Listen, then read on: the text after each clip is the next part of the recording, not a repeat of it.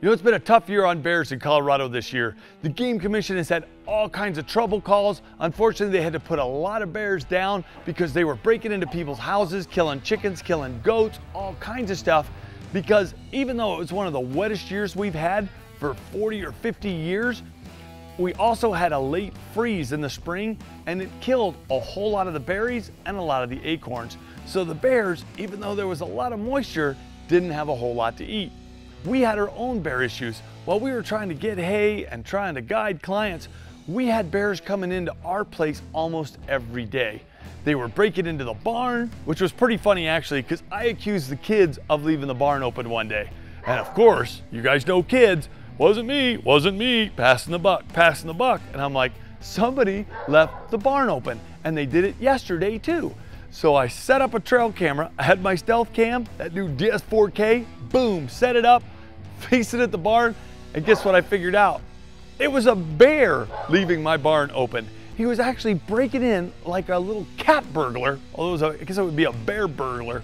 He would literally open my Morton barn, that's a heavy, big door, nice and slow, slip in, and he stole a 50-pound bag of horse sweet feed and walked out with it without spilling a drop. It was a brand new bag.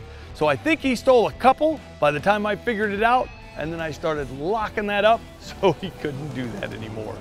The other problem we had, this bear was coming around because we also have beehives, we have goats, we have chickens, and we had to put up electric fences around a lot of those just to keep the bear from killing chickens, breaking into our beehives, and breaking into the house because there wasn't as much food in the woods as there usually is.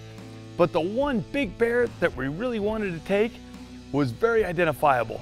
Not only was he a big bear, but in the reflection from the IR lights on the stealth cam camera, he had only one eye reflecting.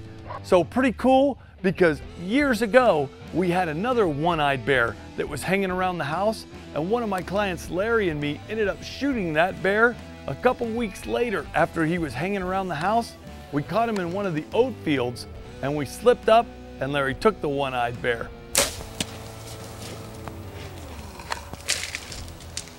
Now, what's crazy is we have another one-eyed bear giving us a hard time. So I'm hoping that one of my clients or one of my family members takes this bear.